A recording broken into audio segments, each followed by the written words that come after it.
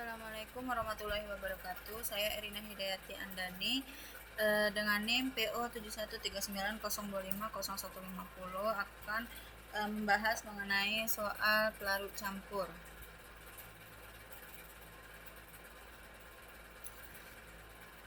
Kelarutan ini saya akan melakukan sebagian besar, bukan membahas satu persatu soal. Kelarutan kelarutan adalah konsentrasi maksimum zat yang dapat larut dalam pelarut pada suhu atau tekanan tertentu. Larutan jenuh yaitu kondisi kesetimbangan atau laju pelarutan sama dengan laju pengendapan. Like dissolvers like, zat polar larut dalam pelarut polar, yaitu zat nonpolar larut dalam pelarut nonpolar.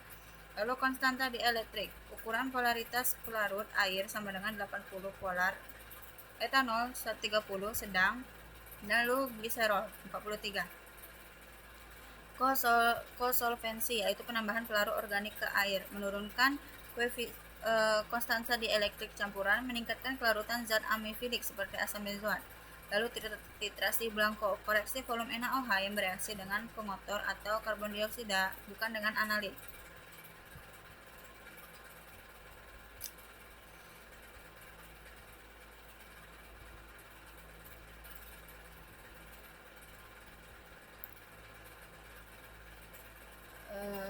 Baiklah, oke.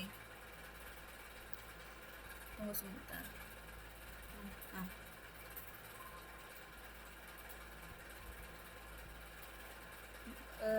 Kata kunci di sini adalah maksimum dan kesetimbangan. Ketika kita menambahkan asam benzoat sedikit demi sedikit ke dalam pelarut, pada suatu titik, zat tersebut tidak bisa larut lagi. Inilah yang disebut larutan jenuh. Pada kondisi jenuh terjadi kesetimbangan dinamis, yaitu laju partikel asam benzoat yang larut sama dengan laju partikel yang mengendap kembali. Inilah mengapa dalam prosedur praktikum penambahan dilakukan sedikit demi sedikit sambil dikocok. Mengapa tidak langsung ditambahkan semua? Jika kita menambahkan asam benzoat dalam jumlah besar sekaligus, 3 masalah dapat terjadi. Larutan lewat jenuh, aglomerasi partikel, yaitu partikel menggumpal, mengurangi luas permukaan kontak dengan pelarut sehingga pelarut tidak efisien. Lalu kesetimbangan tidak tercapai. Hasil pengukuran pelarutan menjadi tidak akurat karena sistem belum mencapai keadaan termodinamika sejati. Prinsip like dissolvers like dan struktur asam benzoat. Prinsip ini menyatakan bahwa zat dengan polaritas serupa cenderung saling melarutkan.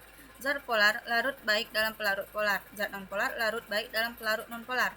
Lihat struktur asam benzoat, yaitu C6H5COOH. Molekul ini memiliki dua karakter, yaitu gugus fenil C6H5- bersifat nonpolar hidrofobik atau takut air.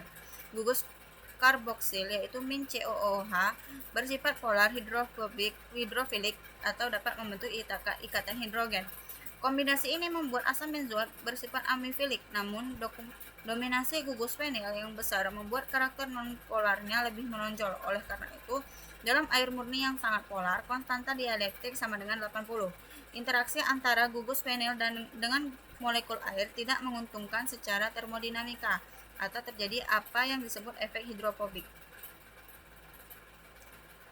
Di sini, konstanta dielektrik menjadi alat prediksi yang powerful. Konstanta dielektrik adalah ukuran kemampuan suatu medium untuk mengurangi gaya tarik-menarik elektrostatik antara dua muatan secara praktis. Konstanta dielektrik mencerminkan polaritas pelarut. Konstanta dielektrik lebih dari 50, pelarut sangat polar, seperti air dan formamida, baik untuk melarutkan zat ionik. Konstanta dielektrik 20-50, pelarut polar sedang, yaitu etanol, aseton, dan gliserol, baik untuk zat amifilik. Konstanta dielektrik kurang dari 20, pelarut nonpolar atau heksana benzena, baik untuk hidrokarbon. Pelarut polar dengan konstanta dielektrik tinggi dapat melarutkan zat ionik, tetapi sukar melarutkan zat nonpolar. Ini sangat relevan untuk asam benzoat karena asam benzoat dalam bentuk molekulnya bukan ion. Pada pH netral, ia lebih cocok dengan pelarut konstanta dielektrik menengah. Yang menarik, hubungan konstanta dielektrik dan kelarutan asam benzoat bukan linear, melainkan bentuk kurva optimum. Kelarutan meningkat saat konstanta elektronik turun dalam 80 menuju 35-40. Tetapi jika konstanta dielektrik turun terlalu jauh, kurang dari 30, kelarutan bisa menurun kembali karena gugus karboksil yang polar kurang terstabilkan. Inilah mengapa formulasi kosolven memerlukan optimasi, bukan sekedar semakin banyak pelarut organik semakin baik. Lalu mekanisme kosolvensi lebih dari sekadar pencampuran, yaitu penurunan konstanta dielektrik campuran. Penambahan pelarut organik ke air menurunkan konstanta dielektrik campuran, sehingga lebih sesuai dengan polaritas asam benzoat. Lalu perubahan parameter kelarutan, solubility parameter. Setiap zat memiliki parameter kelarutan yang mencerminkan energi kohesifnya. Campuran pelarut dapat disetel agar konstantanya mendekati konstanta alam asam benzoat. Interaksi spesifik gugus hidroksil min OH pada etanol, propilen glikol, dan gliserol dapat membentuk ikatan hidrogel dengan gugus karboksil dan asam benzoat, menstabilkan molekul dalam larutan. Terus pengukuran efek hidrofobik. Pelarut organik mengganggu struktur cake atau cake, molekul air di sekitar gugus nonpolar, mengurangi energi yang diperlukan untuk melakukan bagian vinyl. Penting untuk membedakan kosolven dengan surfaktan. Kosolven bekerja dengan mengubah sifat pelarut itu sendiri atau kualitas konstanta dielektrik dan digunakan dalam konsentrasi tinggi 10-90% volume per volume. Contohnya etanol, propilin glikol, dan gliserol dalam praktikum ini. Sebaiknya surfaktan bekerja dalam membentuk misel yang menginkorporasi zat terlarut nonpolar di bagian dalamnya dan efek pada konsentrasi rendah di atas CMC.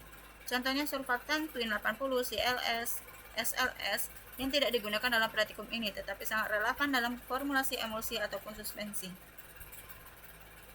Pada perhitungan, karena NaOH dapat bersifat higroskopis, menyerap air dan menyerap karbon dioksida di udara, membentuk Na2CO3. Konsentrasi label 0,1 N mungkin tidak lagi akurat. Oleh karena itu, kita lakukan pembakuan menggunakan asam oksalat dihidrat H2C2O4 2H2O sebagai standar primer karena kemurniannya tinggi, stabil, dan memiliki berat molekul yang cukup besar, yaitu 126,07 gram per mol, sehingga kesalahan menimbulkan relatif kecil.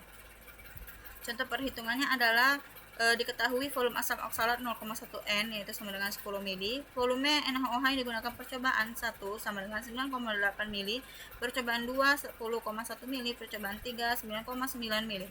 Rumus yang digunakan untuk kesetaraan ekuivalen, normalitas A dikali volume A sama dengan normalitas B dikali volume B menjadi normalitas B sama dengan normalitas A dikali volume A dibagi volume B. Total normalitas masing-masing percobaan. Percobaan pertama normalitasnya 0,1 dikali 10 mili dibagi 9,8 mili sama dengan 0,1020 N. Percobaan 2 N2 sama dengan 0,1 N dikali 10 mili dibagi 10 dibagi 10,1 mili 0,0990 N. Percobaan 3 N3 yaitu 0,1 N dikali 10 mili dibagi 9,9 mili sama dengan 0,1010 N. Hitung rata-rata. N rata-rata sama dengan 0,1020 tambah 0,0990 ditambah 0,1010 dibagi 3 sama dengan 0,1007 N sama dengan 0,101 N. Angka intervensi. Karena 0,1007 N lebih besar daripada 0,100 N, NaOH yang digunakan sedikit lebih pekat dari label, selisih 0,7%. Ini penting untuk akurasi perhitungan kelarutan selanjutnya. Menghitung konstanta dielektrik campuran. Rumusnya sederhana namun powerful. Rata-rata bobot berdasarkan fraksi volume, yaitu konstanta dielektrik campuran sama dengan jumlah fraksi volume I dikali konstanta dielektrik I.